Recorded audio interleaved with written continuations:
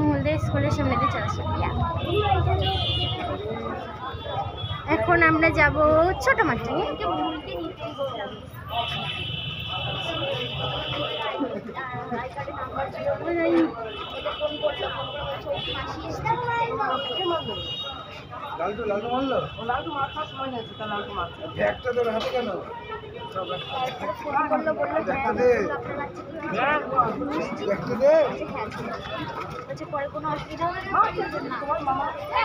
So guys আমরা এখন ছোট মাঠে চলে এসেছি।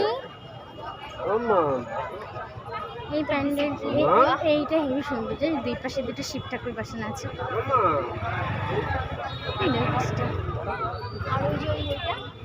ওইটা হেবি সুন্দর, ওইটা হচ্ছে জলের মধ্যে শিব ঠাকুরটা।